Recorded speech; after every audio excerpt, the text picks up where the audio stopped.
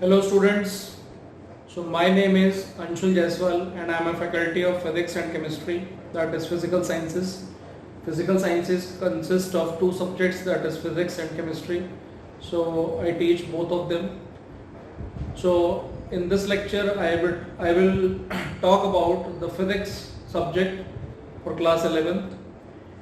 In class 11th the syllabus is as follows.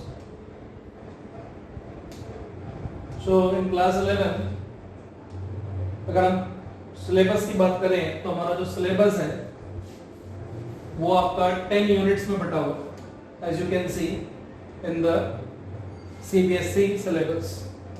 ये मैंने CBSE का सिलेबस खोला हुआ है सीबीएसई की वेबसाइट से ही। तो इसमें यूनिट 1 है आपका फिजिकल वर्ड एंड मेजरमेंट, और इसमें चैप्टर 2 आता है पुरानी एनसीईआरटी के हिसाब से, units and measurements. New NCERT जो इस समय मार्केट में आ रही है उसमें चैप्टर 1 ही है, यूनिट्स एंड मेजरमेंट्स। इसमें जो चैप्टर के नंबर दे रखे हैं वो पुरानी एनसीईआरटी के हिसाब से दे रखे हैं, हालांकि सिलेबस ये लेटेस्ट वाला ही है। तो इसमें जो यूनिट 2 है दैट इज काइनेमेटिक्स। तो काइनेमेटिक्स में दो चैप्टर आते हैं आपके, chapter 3 motion in a straight line, chapter 4 motion in a plane. फिर आपका यूनिट 3 आता है that is laws of motion. इसमें एक चैप्टर आता है chapter number 5 laws of motion, नाम चैप्टर का वही जो यूनिट का नाम था। फिर है unit 4 work energy and power, जिसमें अकेला एक चैप्टर है चैप्टर 6, उसका भी नाम वही है जो यूनिट का नाम है वर्क एनर्जी एंड पावर। फिर आपकी यूनिट नंबर 5 आती है, यूनिट नंबर 5 का नाम है motion of system of particles and rigid bodies. इसमें आपका एकमात्र चैप्टर चैप्टर नंबर 7 आता है जिसका नाम है system of particles and rotational motion. ठीक है, फिर आपका 6th यूनिट आता है ग्रेविटेशन, चैप्टर 8 ग्रेविटेशन। तो आपका क्लास 11th में जो फिजिक्स का सिलेबस है वो दो पार्ट में है, पार्ट 1 एंड पार्ट 2 एनसीईआरटी का। जिसमें से अगर मैं बात करूं पार्ट 1 की, तो पार्ट 1 कंसिस्ट ऑफ मैकेनिक्स। देखो जैसे मैथमेटिक्स की बहुत सारी ब्रांचेस होती हैं, अलजेब्रा, ट्रिग्नोमेट्री, एक है अरिथमेटिक, कैलकुलस, कोऑर्डिनेट ज्योमेट्री, ये डिफरेंट ब्रांचेस हैं मैथमेटिक्स की। ऐसे ही फिजिक्स की डिफरेंट ब्रांचेस जो हैं उसमें से एक ब्रांच है mechanics, which is the oldest branch of physics. ठीक है, the classical branch of physics. तो आपका क्लास 11th का जो पार्ट 1 है, the volume 1 of the syllabus और द एनसीईआरटी, उसमें जो पार्ट 1 बुक है आपकी वो पूरा मैकेनिक्स है, और वो आपका खत्म होता है इस यूनिट पर, यूनिट नंबर 6 पर, ग्रेविटेशन पे। तो यूनिट नंबर 1 से लेकर यूनिट नंबर 6 तक पहली 6 यूनिट्स आपका पार्ट 1 ही है, दैट इज ग्रेविटेशन तक। और उसके बाद बची हुई जो 4 यूनिट्स हैं वो आपका पार्ट 2 है, और जो पार्ट 2 है वो किसी एक ब्रांच से नहीं है पूरा, बेसिकली उसमें कई डिफरेंट ब्रांचेस हैं फिजिक्स की, और सभी के कुछ चैप्टर्स हैं। तो जैसे कि आप देख पा रहे हैं यूनिट नंबर 7 जिसका नाम है प्रॉपर्टीज ऑफ बल्क मैटर। तो प्रॉपर्टीज ऑफ बल्क मैटर में we have 3 chapters, chapter 9 mechanical properties of solids, chapter 10 mechanical properties of fluids, और chapter number 11 thermal properties of matter. तो ये जो 3 चैप्टर्स हैं इनको पूरे को मिला करके हम बोलते हैं सॉलिड एंड फ्लूइड मैकेनिक्स। ये भी मैकेनिक्स ही है बट ये डिफरेंट मैकेनिक्स है, सो सॉलिड एंड फ्लूइड मैकेनिक्स का है, सॉलिड मैकेनिक्स और फ्लूइड मैकेनिक्स। ठीक है, और इसके बाद आपका आता है यूनिट नंबर 8 थर्मोडायनेमिक्स, जिसमें एक चैप्टर है आपका चैप्टर नंबर 12, इसका नाम ही है थर्मोडायनेमिक्स। ये चैप्टर आपको क्लास 11th में केमिस्ट्री में भी पढ़ने को मिलेगा। ठीक है, इसके बाद आता है आपका यूनिट नंबर 9। यूनिट नंबर 9 जो है इसका नाम है behaviour of perfect gases and kinetic theory of gases. इसमें एक बहुत ही छोटा चैप्टर है, वेरी सिंपल, चैप्टर नंबर 13, इसका नाम ही है काइनेटिक थ्योरी। पूरा नाम बोले तो काइनेटिक थ्योरी ऑफ गैसेस बोल सकते हैं, शॉर्ट में इसको कहते हैं KTG। ठीक है, और फिर है unit number 10 oscillations and waves, और इस यूनिट के अंदर 2 चैप्टर्स आते हैं, चैप्टर 14 का नाम ऑसिलेशंस है और चैप्टर 15 का नाम है वेव्स। तो कुल मिलाकर के आपका ये 15 चैप्टर का सिलेबस है, जिसमें से चैप्टर 1 पुरानी एनसीईआरटी में होता था अब वो चैप्टर नई एनसीईआरटी में हटा दिया गया है, तो जो पुरानी एनसीईआरटी में चैप्टर 2 था अब वही बन गया है चैप्टर 1 नई एनसीईआरटी में। तो देखा जाए तो अब नई एनसीईआरटी के हिसाब से 15 नहीं टोटल 14 चैप्टर्स का सिलेबस है। पुरानी एनसीईआरटी में भले 15 चैप्टर थे लेकिन सिलेबस तब भी 14 चैप्टर्स का ही था, क्योंकि पहला चैप्टर वहाँ पे भी पढ़ाया नहीं जाता था, उसको अब हटा ही दिया गया है। ठीक है, पहले भी वो किसी काम का था नहीं। ठीक है, तो टोटल 14 चैप्टर्स का सिलेबस है और ये 14 चैप्टर्स का सिलेबस आपको 10 यूनिट्स में बना करके दिया गया है। तो हमारे पास खत्म करने के लिए टोटल 10 यूनिट है। तो जब आप मेरे से इस ऐप के थ्रू पढ़ेंगे, तो इस ऐप के थ्रू जब आप मेरे से पढ़ेंगे तो इसमें मैं आपको 1 बाय 1 इसी सीक्वेंस में सारी यूनिट्स कराऊंगा, जिसमें हमारा पहला target obviously part 1 that is mechanics होगा, जिसमें हम शुरुआत करेंगे किससे, काइनेमेटिक्स से। मतलब मेनली हम करेंगे पहला चैप्टर यूनिट्स एंड मेजरमेंट, जो जनरली बहुत इजी होता है, जो मोस्ट ऑफ द स्टूडेंट्स को आता ही होता है, तो उसमें हम बहुत ज़्यादा समय नहीं लगाएंगे। ठीक है, उसको भी करेंगे बट उसमें हम थोड़ा समय नहीं लगाएंगे। हम मेनली जो फोकस करेंगे अपना वो हम करेंगे काइनेमेटिक्स से। अब क्या है कि मैं आपको जेईई मेंस का पढ़ाऊंगा, basically mainly JEE Mains plus CBSE. तो ये मैंने आपको जो भी सिलेबस खोल के दिखाया है ये सीबीएसई का सिलेबस है। जेईई मेंस का सिलेबस भी मैं आपको इंट्रोड्यूस करूंगा आगे लेक्चर्स में जब आप मेरे से पढ़ेंगे। तो जेईई मेंस का सिलेबस और सीबीएसई के सिलेबस में क्या डिफरेंसेस है, क्या सिमिलरिटीज है, दोनों को बताते हुए चलूंगा और दोनों को बताते हुए मैं आपको सिलेबस कराऊंगा, और जिससे आपको पता रहेगा कि सीबीएसई के लिए हमें कितना पढ़ना है और जेईई मेंस के लिए हमें कितना पढ़ना है। और हमारा जो असल टारगेट रहेगा वो जेईई मेंस रहेगा। सीबीएसई का जो भी सिलेबस है वो जेईई मेंस में तो कवर वैसे भी हो ही जाता है। जेईई मेंस का सिलेबस जो है वो सीबीएसई से थोड़ा ज़्यादा होता है और उसमें जो डिफिकल्टी लेवल होता है, उसकी जो अप्रोच होती है वो डिफरेंट होती है। तो वो सारी चीज़ें हम लेकर के चलेंगे। तो हमारा मेन टारगेट रहेगा जेईई मेंस के सिलेबस को कवर अप करना। तो अभी जब आप मेरे इस कोर्स में एनरोल करेंगे, तो इस कोर्स में एनरोल करने के बाद मैं आपको फ्रॉम द फर्स्ट लेक्चर अपना शुरू करूंगा, और फ्रॉम द फर्स्ट लेक्चर जब शुरू करूंगा तो मैं उसमें आपको सारी बातें पहले समझाऊंगा कि हम क्या क्या कैसे कैसे करने वाले हैं, क्या क्या आपका सिलेबस है, क्या पूछा जाता है, क्या अप्रोच रहती है, और फिर हम सारी चीज़ें शुरू करेंगे। ठीक है, सो अभी मैं आज के इस लेक्चर में जिसमें मैंने आपको सिलेबस का एक छोटा सा ब्रीफ इंट्रो दे दिया। ठीक है, सीबीएसई सिलेबस का। जेईई सिलेबस की बात भी हम करेंगे बट आगे आने वाले लेक्चर्स में करेंगे। अभी फिलहाल मैं इस लेक्चर में आपको थोड़ा सा कुछ पढ़ा देता हूँ just for the demo purpose. ठीक है, तो हम शुरू करते हैं आज की क्लास में, आज के लेक्चर में एक छोटा सा सिंपल सा टॉपिक। ठीक है, मतलब छोटा सा सिंपल सा टॉपिक क्या, बेसिकली एक छोटा सा सिंपल सा चैप्टर ही है वो, that is called motion in straight line. तो काइनेमेटिक्स जो हमारा सेकेंड यूनिट है फिजिक्स में, काइनेमेटिक्स जो हमारा सेकेंड यूनिट है फिजिक्स में, उसमें जो फर्स्ट चैप्टर है आपका, जो पुरानी एनसीईआरटी में चैप्टर 3 था, अब नई एनसीईआरटी में चैप्टर 2 है, इसका नाम ही है मोशन इन स्ट्रेट लाइन। तो बेसिकली ये एक टॉपिक ही है, एक छोटी सी चीज़ है, बहुत बड़ी बात नहीं है कोई। ठीक है, मोशन इन स्ट्रेट लाइन। तो मोशन इन स्ट्रेट लाइन में यदि मैं बात करूं तो मोशन इन स्ट्रेट लाइन के लिए सबसे पहले जो बात शुरू होती है वो बात शुरू होती है कहाँ से, डिस्प्लेसमेंट से। ठीक है, और डिस्प्लेसमेंट से पहले बात करें तो बहुत ही ज़्यादा बेसिक डिस्टेंस, जो सभी को ही जानते हैं कि डिस्टेंस क्या होगा। तो व्हाट इज डिस्टेंस? डिस्टेंस हम जानते हैं कि पाथ लेंथ, किसी भी पाथ की जो लेंथ होती है that is called the distance, उसे हम डिस्टेंस कहते हैं। ठीक है, तो जैसे मान लीजिए कोई ऑब्जेक्ट है, वो पॉइंट ए से पॉइंट बी तक गया और उसने ये रास्ता चुना जो मैंने अभी जो पाथ मैंने ड्रॉ किया है। मान लीजिए उस ऑब्जेक्ट ने इस पाथ को चुना और इस पाथ के अलोंग वो गया ए से बी। तो जब वो ए से बी जाएगा इस पाथ के अलोंग, तो इस पाथ की पूरी लेंथ को हम क्या कहेंगे, डिस्टेंस कहेंगे। इस पाथ की पूरी लेंथ को कहेंगे डिस्टेंस। और अगर मैं बात करूं कि डिस्टेंस की यूनिट क्या होती है, तो डिस्टेंस की एसआई यूनिट होती है बेटा, सभी लोग जानते हैं एसआई यूनिट डिस्टेंस की क्या होगी, मीटर होगी, जिसको डिनोट हम करेंगे स्मॉल m से। क्यों मीटर होगी? क्योंकि डिस्टेंस और कुछ भी नहीं बल्कि एक पाथ की लेंथ है, और लेंथ की एसआई यूनिट क्या होती है, मीटर होती है, डिनोटेड बाय स्मॉल m। इसके अलावा फिजिक्स में जितनी भी फिजिकल क्वांटिटीज होती हैं उनको हम दो कैटेगरी में बांट सकते हैं। पहला वेक्टर क्वांटिटीज और दूसरा स्केलर क्वांटिटीज।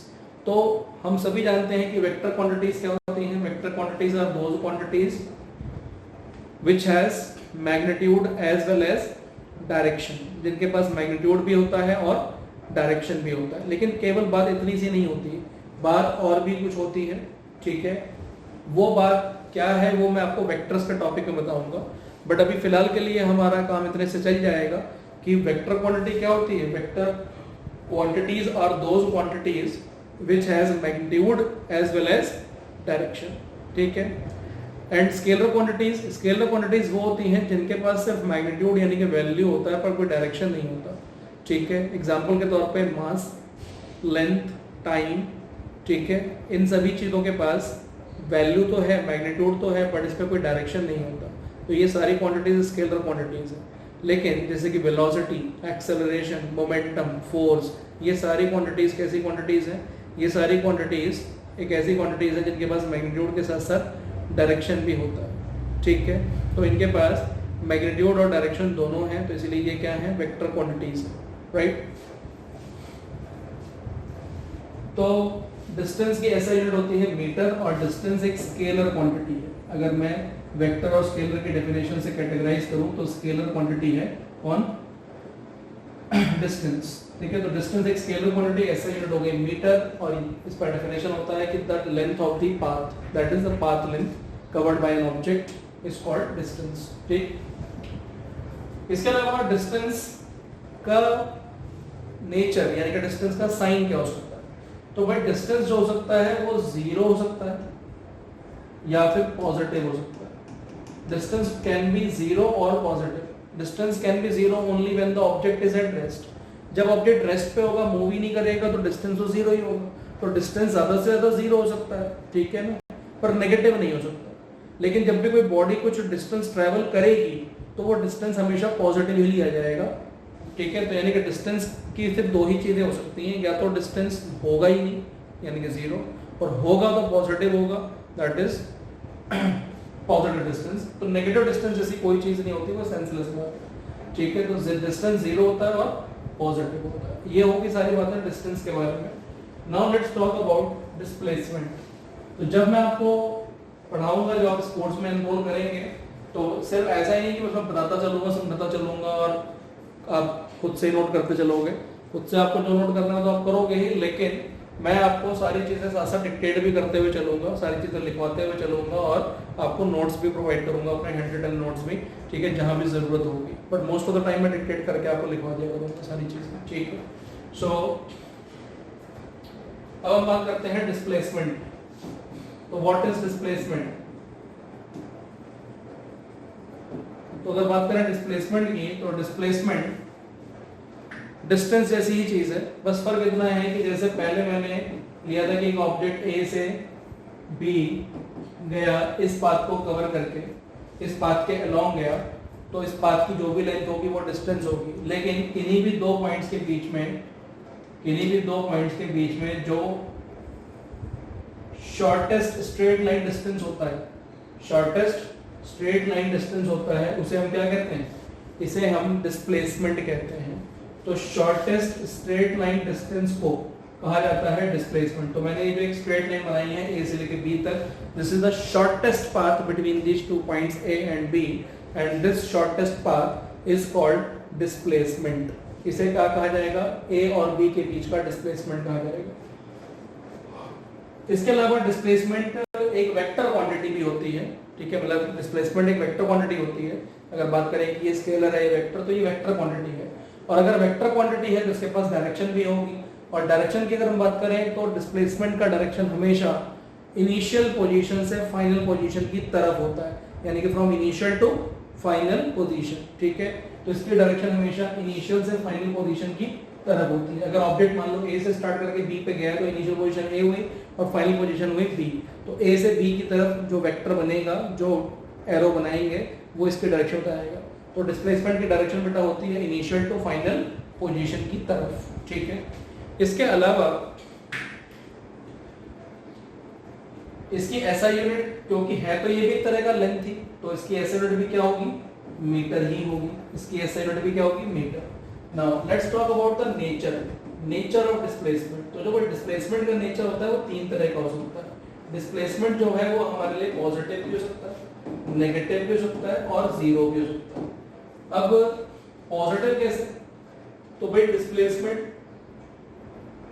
पॉजिटिव का मतलब है कि भाई जब कोई बॉडी अगर ए से बी गई तो इसने कुछ डिस्प्लेसमेंट कवर किया तो ये वैल्यू तो पॉजिटिव ही लिखी जाएगी। लेकिन जीरो कब होगी? जैसे कोई बॉडी ए से स्टार्ट करके बी पर गई पर बी से ए वापस आ गई, तो बॉडी ए से बी गई फिर बी से ए वापस आ गई, तो इनिशियल और फाइनल पोजीशन क्या हो गई?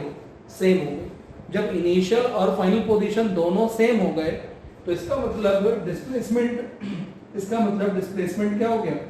जीरो हो गया। क्योंकि डिस्प्लेसमेंट को नापने के लिए बस इतना ही करना होता है कि इनिशियल और फाइनल पोजीशन के बीच में स्ट्रेट लाइन डिस्टेंस देखा जाता है। लेकिन बॉडी ए से शुरू करके बी पे गई फिर बी से ए पे वापस आ गई, तो यहाँ पे तो इनिशियल और फाइनल पोजीशन सेम हो गई। जब इनिशियल और फाइनल पोजीशन सेम हो गई तो इसका मतलब इनिशियल और फाइनल पोजीशन के बीच में डिस्टेंस ही जीरो है, तो इसका मतलब डिस्प्लेसमेंट क्या हो गया? जीरो। तो डिस्प्लेसमेंट इस तरीके से जीरो हो सकता है।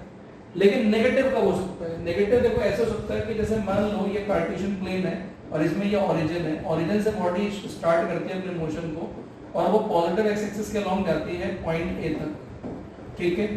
मान लीजिए ये डिस्टेंस है 3 मीटर। फिर बॉडी अगर ए से ओ पे वापस आ जाए तो डिस्प्लेसमेंट हो जाएगा जीरो। ओ से ए तक तो डिस्प्लेसमेंट 3 मीटर, अगर ओ से ए देखें तो डिस्प्लेसमेट 3 मीटर। ए से अगर वापस ओ पे आ जाए तो जीरो हो जाएगा। लेकिन वो ओ पे ना रुक करके कुछ आगे बढ़ जाए किसी पॉइंट बी पर, इधर towards the negative x axis, तो जब वो towards the negative x axis चली गई तो अब इसका जो डिस्प्लेसमेंट होगा वो ओ से बी की तरफ दिखाया जाएगा। तो अब डायरेक्शन ओ से बी की तरफ हो गई। पहले डायरेक्शन ओ से ए की तरफ थी जब ओ से ए गया था, तो डायरेक्शन ओबी का वेक्टर ओबी का डायरेक्शन वेक्टर ओए के ठीक अपोजिट है, तो ये नेगेटिव डिस्प्लेसमेंट कहलाएगा। अगर मैं ओए को पॉजिटिव डिस्प्लेसमेंट बोल रहा हूँ तो ओबी नेगेटिव डिस्प्लेसमेंट कहलाएगा। कोई बच्चा अगर ओबी को पॉजिटिव डिस्प्लेसमेंट बोलेगा तो ओए को फिर नेगेटिव डिस्प्लेसमेंट बोलना पड़ेगा। तो क्या होता है कि जब किसी पर्टिकुलर डायरेक्शन में कवर किया डिस्प्लेसमेंट हम पॉजिटिव बोलते हैं, तो उसके ठीक ऑपोजिट डायरेक्शन में कवर किया डिस्प्लेसमेंट नेगेटिव कहलाता है। तो इस तरीके से डिस्प्लेसमेंट नेगेटिव भी हो सकता है, ठीक है। तो मान लीजिए ओ से बी तक का जो डिस्टेंस है वो 2 मीटर था, तो अगर बॉडी ओ से ए गई 3 मीटर, फिर ए से ओ वापस आई, फिर आगे चली गई बी पर towards the negative x axis, तो इसका नेट डिस्प्लेसमेंट कितना होगा? -2 मीटर, ठीक है। तो displacement could be negative also in this manner. तो डिस्प्लेसमेंट पॉजिटिव, नेगेटिव, जीरो कुछ भी हो सकता है। ये है नेचर ऑफ डिस्प्लेसमेंट, ठीक है। This is the nature of displacement, okay. इसके बाद हम बात करते हैं speed. The next term is speed. तो what is speed? Speed is basically defined as the path length or the distance covered by a body per unit time। यानी कि इसको मैं फॉर्मूले में समझाऊं तो फॉर्मूले में स्पीड क्या है? स्पीड बराबर होता है डिस्टेंस कवर्ड अपॉन में time taken. Distance covered upon में टाइम टेकन, ठीक है। This is speed. तो इस बेसिक से फॉर्मूले से अगर मैं इसकी एसआई यूनिट बताऊं आपको, तो इसकी एसआई यूनिट क्या होगी? मीटर पर सेकंड। जिसको आप ऐसे लिखो या फिर ऐसे लिखो, ठीक। इसके अलावा स्पीड कैसी क्वांटिटी है? तो स्पीड के बारे में बता दूं बेटा, स्पीड स्केलर क्वांटिटी है। क्यों स्पीड स्केलर क्वांटिटी है? क्योंकि स्पीड देखा जाए तो डिस्टेंस के डायरेक्टली प्रोपोर्शनल है ना, और डिस्टेंस खुद कैसा था? स्केलर था, तो इसलिए स्पीड भी कैसी क्वांटिटी होगी? स्केलर क्वांटिटी होगी, ठीक है, ओके। इसके अलावा स्पीड का नेचर, तो स्पीड जो होती है भाई ये भी दो ही तरह का हो सकता है, या तो स्पीड जीरो होगी या स्पीड पॉजिटिव होगी, क्योंकि डिस्टेंस के डायरेक्टली प्रोपोर्शनल है और डिस्टेंस खुद या तो जीरो होता है या पॉजिटिव होता है, इसीलिए स्पीड भी या तो जीरो होगी या तो पॉजिटिव होगी, ठीक है। तो ये है स्पीड के बारे में। अब इसमें हम बात करते हैं टाइप्स ऑफ स्पीड। तो अगर हम बात करें टाइप्स ऑफ स्पीड की, टाइप्स ऑफ स्पीड, तो स्पीड की जो टाइप्स हैं, स्पीड की जो टाइप्स हैं, अगर मैं इसकी बात करूं तो इसमें पहली जो टाइप है वो है कांस्टेंट स्पीड। कांस्टेंट या फिर दूसरा वर्ड यूज कर सकते हैं इसके लिए यूनिफॉर्म स्पीड। तो कांस्टेंट या यूनिफॉर्म स्पीड, इसका क्या मतलब? तो कांस्टेंट स्पीड यानी कि यूनिफॉर्म स्पीड की अगर मैं बात करूं तो कॉमन सेंस की बात है कि जब किसी बॉडी का speed through out the motion, किसी बॉडी का speed through out the motion क्या रहे, कांस्टेंट रहे, तो ऐसे स्पीड को हम क्या कहते हैं, कांस्टेंट स्पीड यानी कि यूनिफॉर्म स्पीड। लेकिन जब किसी बॉडी का स्पीड कांस्टेंट ना रहे, through out the motion bar bar change होता रहे टाइम के हिसाब से, तो वो कहलाएगा वेरिएबल स्पीड या नॉन यूनिफॉर्म स्पीड। ठीक है, ये तो चलो सर ठीक है, तो नाम से पता चल रहा है, लेकिन फिर भी एग्जैक्ट मीनिंग क्या हुआ कांस्टेंट स्पीड कहने का? तो देखो बेटा, स्पीड का फॉर्मूला था डिस्टेंस अपॉन टाइम, यानी कि distance covered by body per unit time, यानी कि एक यूनिट टाइम में बॉडी कितना डिस्टेंस कवर करती है, दैट इज कॉल्ड स्पीड। और स्पीड कांस्टेंट होने का ये मतलब होता है कि जब कोई body throughout the motion हर एक यूनिट टाइम में, एक यूनिट टाइम मतलब एक सेकंड मान लो, ठीक है, हर एक यूनिट टाइम में एक बराबर डिस्टेंस कवर करे, यानी कि the distance covered by a body in equal interval of time is equal, तो ऐसे केस में बॉडी का स्पीड क्या माना जाएगा, कांस्टेंट। लेकिन जब किसी बॉडी का कवर किया गया डिस्टेंस, यानी कि the distance covered by a body in equal interval of time are different, यानी कि इक्वल इंटरवल ऑफ टाइम में बॉडी के द्वारा कवर किया गया डिस्टेंस अनइक्वल हो, तो ऐसे में बॉडी की स्पीड क्या कहलाएगी, वेरिएबल। तो बॉडी की स्पीड दो तरह की होती है, कांस्टेंट यानी कि यूनिफॉर्म, और दूसरा वेरिएबल यानी कि नॉन यूनिफॉर्म। और जब किसी बॉडी की स्पीड वेरिएबल होती है, नॉन यूनिफॉर्म होती है, तो यहां पर स्पीड को मेजर करने के दो तरीके आते हैं, एक होता है एवरेज और एक होता है इंस्टेंटेनियस। एक होता है एवरेज और एक होता है इंस्टेंटेनियस। तो एवरेज का क्या मतलब होता है बेटा? एवरेज का मतलब होता है total distance covered by the body divided by the total time. Body ने जितना भी डिस्टेंस कवर किया है, भले अलग अलग स्पीड से कवर किया है, पर पूरे मोशन के दौरान जितना भी डिस्टेंस कवर किया है, the total distance in the numerator divided by the total time taken by the body in the denominator.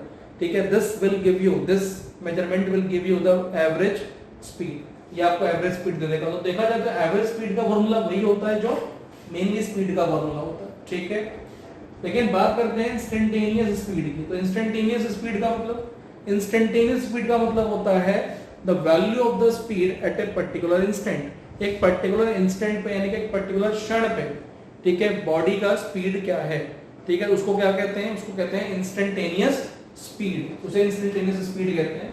और अगर मैं इंस्टेंटेनियस स्पीड को निकालने के लिए बताऊं आपको, तो देखो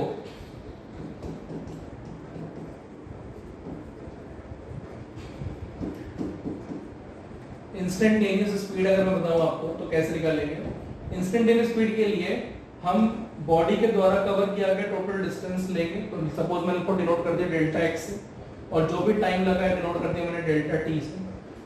अब आप खुद सोचिए कि डेल्टा एक्स वो डिस्टेंस है जो बॉडी ने डेल्टा टी टाइम में कवर किया है। ठीक, तो मुझे जो बॉडी की यहां से स्पीड मिलेगी वो डेल्टा टी टाइम में जो बॉडी का स्पीड है, एक एवरेज स्पीड, वो मिलेगा। लेकिन मुझे अगर एक इंस्टेंट पे, एक पर्टिकुलर इंस्टेंट पे स्पीड चाहिए, तो एक इंस्टेंट का जो टाइम होता है वो बहुत ही छोटा टाइम होता है, इतना छोटा कि उसको हम कहते हैं टेंड्स टू जीरो। ठीक है, which is tending to zero, जो बहुत ही छोटा टाइम है। और टेंडिंग टू जीरो वाली चीजों को कहा जाता है इनफाइनाइटेसिमली स्मॉल। तो delta t is tending to zero, यानी कि इनफाइनाइटेसिमली स्मॉल चीज है ये। तो v बराबर है delta x upon delta t, इस पे लग जाएगी limit delta T tends to zero. तो v बराबर ये जो पूरी क्वांटिटी है, limit delta T tends to zero delta x upon delta t, इसको कैलकुलस के हिसाब से, मैथमेटिक्स की जो ब्रांच है कैलकुलस, उसके हिसाब से इसको लिखा जाता है dx by dt, जो आपको मैथ्स वाले टीचर बताएंगे। ठीक है, v equals to dx by dt। तो इस फार्मूले से हमें क्या मिलेगा, इंस्टेंटेनियस स्पीड मिलेगा। ठीक है, तो इस तरीके से हमने टाइप्स ऑफ स्पीड को भी पूरा कवर कर लिया। ठीक है, अब इसके बाद बात आती है वेलोसिटी की। तो वेलोसिटी में और स्पीड में बस इतना सा अंतर आएगा कि डिस्टेंस कवर्ड की जगह आ जाएगा displacement covered upon time taken. ऐसा यूनिट सेम रहेगी, स्केलर की जगह वेक्टर हो जाएगा। और जब वेक्टर हो जाएगा, क्यों वेक्टर हो जाएगा, क्योंकि वेलोसिटी, ठीक है, डिस्टेंस नहीं डिस्प्लेसमेंट के डायरेक्टली प्रोपोर्शनल होगी। तो डिस्प्लेसमेंट वेक्टर क्वांटिटी होता है, तो इसलिए वेलोसिटी भी एक वेक्टर क्वांटिटी होगा, और वेलोसिटी का डायरेक्शन वही होगा जो डिस्प्लेसमेंट का डायरेक्शन होगा। और डिस्प्लेसमेंट का डायरेक्शन क्या होता था? From initial position towards final position, initial से फाइनल पोजीशन की तरफ जो डायरेक्शन होती थी उसी डायरेक्शन को कहते थे डिस्प्लेसमेंट का डायरेक्शन। तो जो डिस्प्लेसमेंट का डायरेक्शन होता है वही वेलोसिटी का डायरेक्शन होता है, और उसी को डायरेक्शन ऑफ मोशन भी कहते हैं।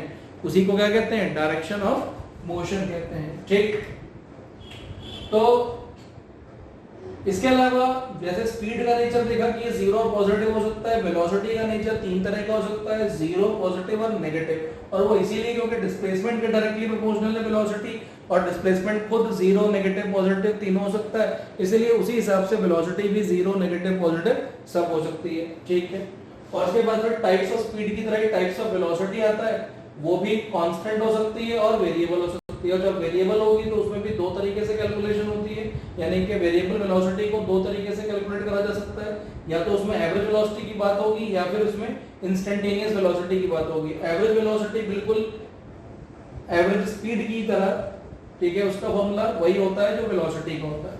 जैसे एवरेज स्पीड और स्पीड का फॉर्मूला सेम था, ऐसे एवरेज वेलोसिटी का और वेलोसिटी का फॉर्मूला सेम रहेगा। यानी कि एवरेज वेलोसिटी क्या होगा? Net displacement covered by a body divided by time taken.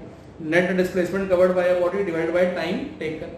तो एवरेज वेलोसिटी और वेलोसिटी का सेम फॉर्मूला। लेकिन बात करेंगे जब इंस्टेंटेनियस वेलोसिटी की, तो इंस्टेंटेनियस वेलोसिटी में बस फर्क इतना होगा कि वेलोसिटी वेक्टर क्वांटिटी है तो उस पे वेक्टर का सिंबल आ जाएगा, और ये चीज बिल्कुल इसी की तरह क्या लिखी जाएगी? लिमिट टाइम पे फिर से लिमिट लगेगी, delta T tends to zero, और ये delta vector x upon delta T. तो यहां पर अभी डेल्टा वेक्टर एक्स क्या है? This is the change in position, यानी कि डिस्प्लेसमेंट कवर्ड अपॉन टाइम, और टाइम पे लिमिट लगा दी कि it is tending to zero. इसका मतलब ये मुझे जो वेलोसिटी मिलने वाली है ये एक पर्टिकुलर इंस्टेंट पे मिलेगी, और मैथमेटिक्स के हिसाब से this velocity will be equals to dx by dt। ठीक है, तो इसका फॉर्मूला भी पहले जैसा ही आया, बस फर्क इतना है कि स्पीड बराबर है derivative of the speed with respect to time, और वेलोसिटी इंस्टेंटेनियस वेलोसिटी बराबर है derivative of the displacement with respect to time. ठीक है, तो इसके साथ ही इस लेक्चर को मैं अभी यहाँ पे समाप्त करता हूँ। ठीक है, फिनिश करता हूँ। आगे आप जब भी मेरे साथ कोर्स को एनरोल करेंगे तो आपको इसके आगे की सारी चीज़ें जानने को मिलेंगी मेरे थ्रू, और हम और भी फिजिक्स में काफ़ी कुछ जानेंगे, बहुत कुछ करेंगे, और बहुत कुछ करने के लिए है जेईई मेंस की प्रिपरेशन में। एंड जेईई मेंस की प्रिपरेशन आप सबको मालूम है कि आपको कहाँ लेके जाएगी।